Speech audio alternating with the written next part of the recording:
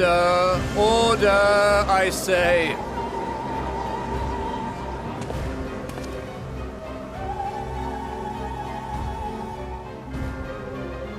I thank you all for gathering here on such short notice. This day we must speak of grave affairs and their implications for the future of Sharlayan, nay, of this very star. Said affairs concern all citizens, and so we have called for a public assembly.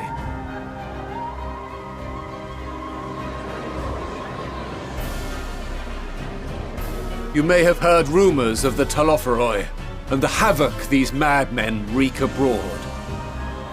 Under normal circumstances, we would pay little heed to petty disturbances outside our borders. The final days, however, are another matter altogether. For we dare not ignore these prophetic words of Eld. The Endbearers will come, ushering chaos and calamity. The final days descend and devour the very star.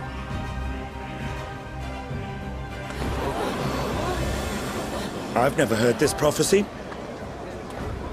Is it true? Will all that really happen? Calm yourselves.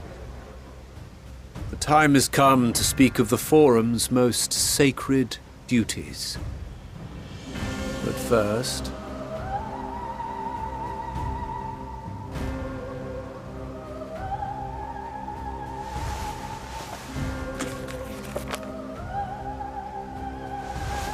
Give voice to the voiceless. Let bindings be unbound. By unanimous decree, I declare the enchantment broken.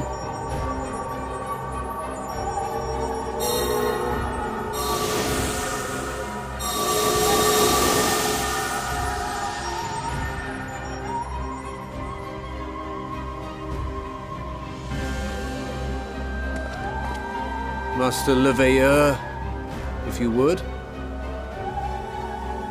Very well.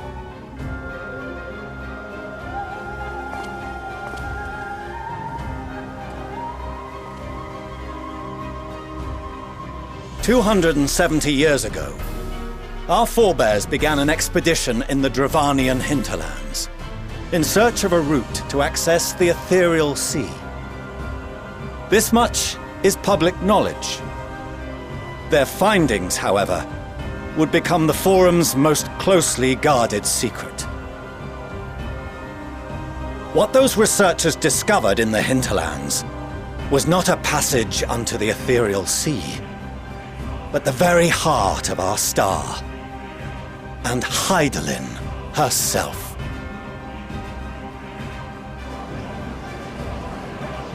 She spoke to them of a calamity that would extinguish all life, and of a means by which we might be spared. The moon. 'Tis in truth a gargantuan vessel built to serve as sanctuary for her children and deliver them from this doom. Much like Nunkref's hope in ages past, it will bear the people of a world in the throes of death to a new home. Needless to say, this will be no small undertaking.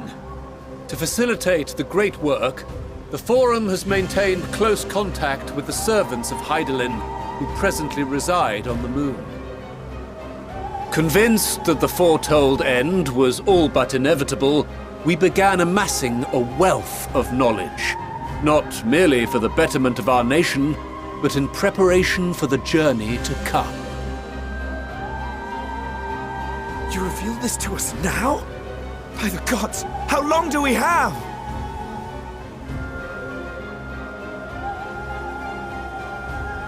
While we cannot say with certainty, we believe the hour to be nigh. We received a transmission from the moon suggesting as much not long ago. Which is why we must in earnest begin preparations for the great exodus. For his impressive contributions, and the leadership he demonstrated during our withdrawal from Dravania, we have elected Master Leveilleur to oversee this initiative.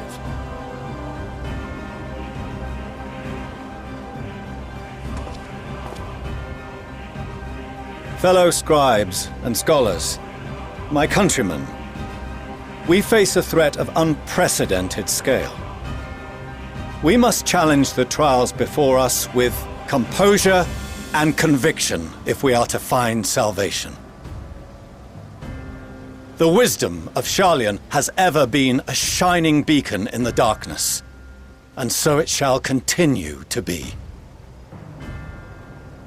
It is our solemn charge to see our heritage preserved for future generations.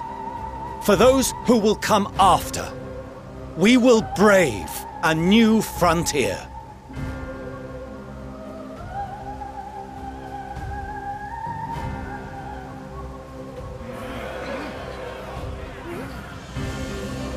Administrative edicts will be relayed to all major institutions ere long. In the meantime, carry on with your duties. With that, I hereby call this assembly to a close.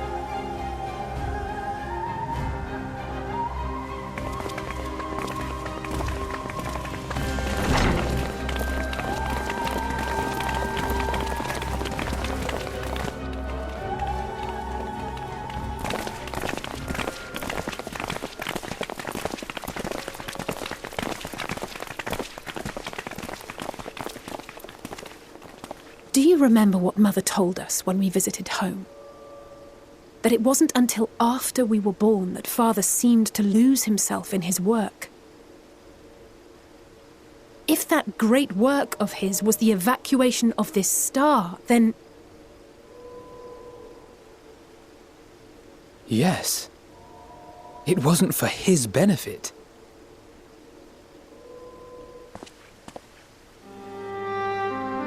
Would you mind waiting here a moment? I wish to speak with Father before we leave.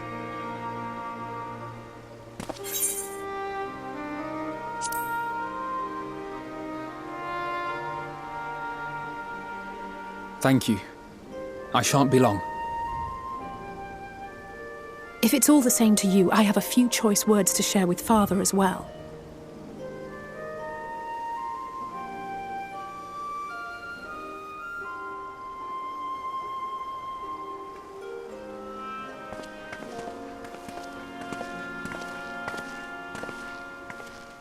So, come to call us cowards and bid us join your fruitless battle against the inevitable. Nay, we do not object to the Forum's proposal. On the contrary, those who wish to flee have every right to do so. Urianger is cooperating with your associates on the Moon to ensure that all is ready should evacuation be our only recourse.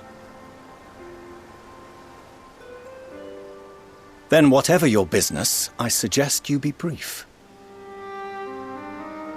Though we cannot boast the boundless wisdom of Sharlayan, we have first-hand knowledge of foreign cultures and have conversed with no small number of peoples. These experiences have taught us fundamental truths that cannot be recorded in any tome nor charted on any map. The beating heart of this planet is its people, many of whom would give anything, even their lives, to protect the lands they love. Many may choose to join you in the end. But what of those unwilling or unable, for whom escape will never be an option? What would you have them do? To ignore the plight of those one might conceivably save is not wisdom, Father. It is indolence. This is why we choose to fight. We'll not ask for your understanding, Father. Only that you don't turn a blind eye to the good we have done. That we can still do. We're not children in need of protection. Hold fast to your principles and let the world burn if it please. But we believe there is still another way. And if there is, we will find it. You see if we don't.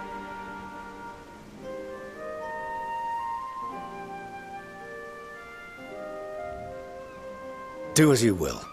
Just stay out of our way.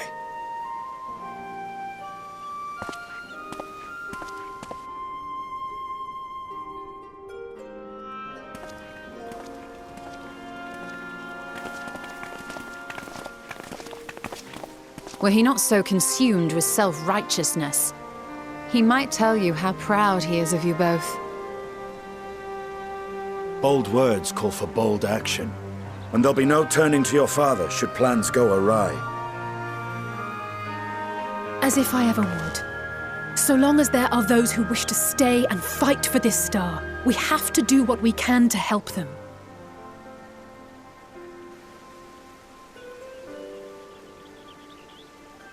And if we're to do that, we'll need to be well rested. Wouldn't you agree?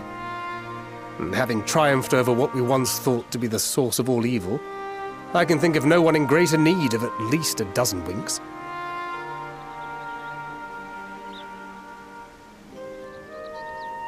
Shall we then? To the Annex, to prepare for tomorrow.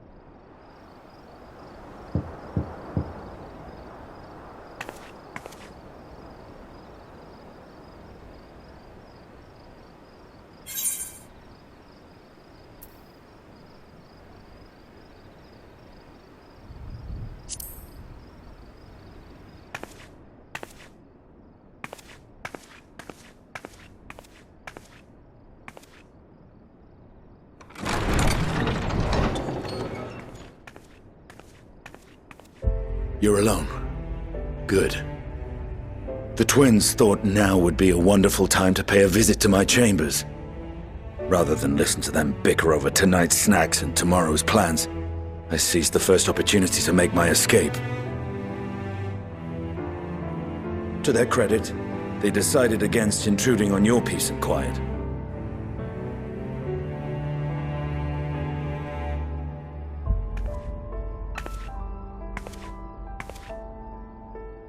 Can all be a bit exhausting at times, can't it? I wasn't sure what to make of you at first. During the Dragon Song War, how quick you were to take up a cause not your own. But I came to see that is simply the way of you and yours.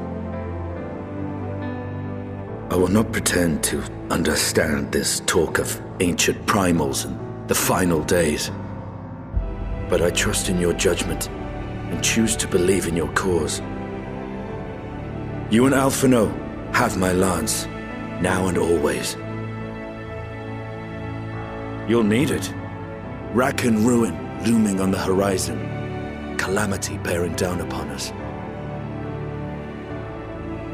There's no place I'd rather be than here. Standing shoulder to shoulder with friends on the front line. So do not hesitate to send me against your enemies. I'll make them rue the day they met me. Now, if you'll excuse me, I could do with a little air. If Alphino asks, I was never here.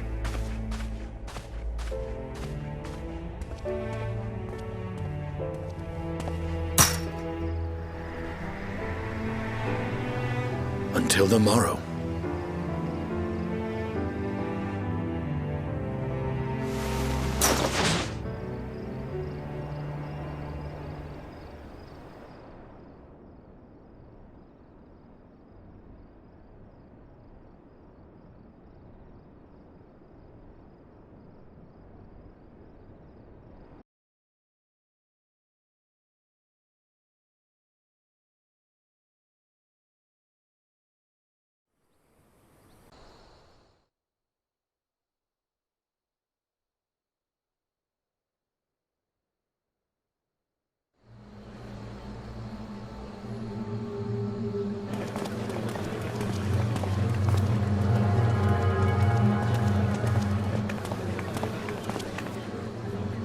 Thank the gods that tower is gone. The sight of it was enough to make me sick. Thank the Ilsabar contingent, more like. Word is, they fought their way into Garlemald and toppled the bloody thing themselves. Not just the one, neither. All the towers have up and vanished. Aye, I heard the same. Commander Aldin and his troops helped keep casualties to a minimum, too.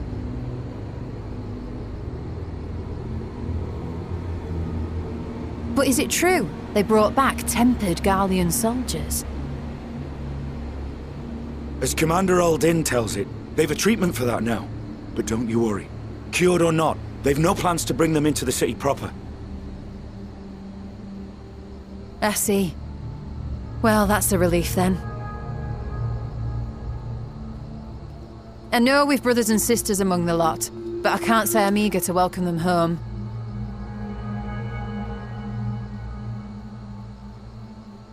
Wanted to think about it for a while yet. They're to be looked after in Alagana for the time being.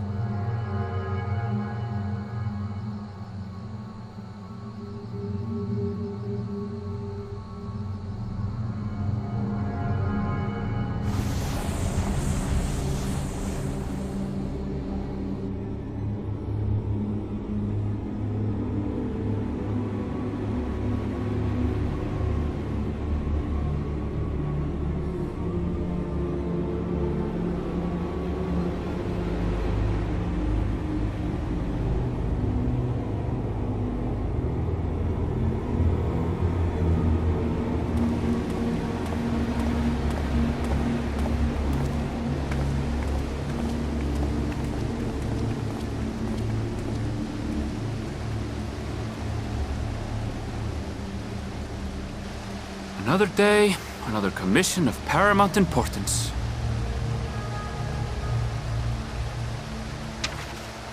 Well, what have we here?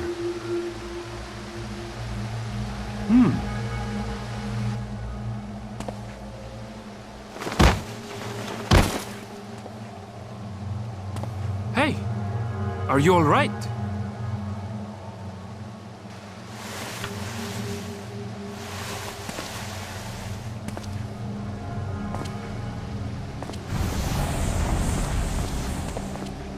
Was that?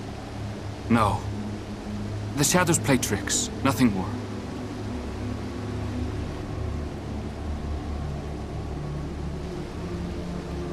The towers are gone, and the Garlean threat is abated. And yet, why does it feel as though it's about to get much, much worse?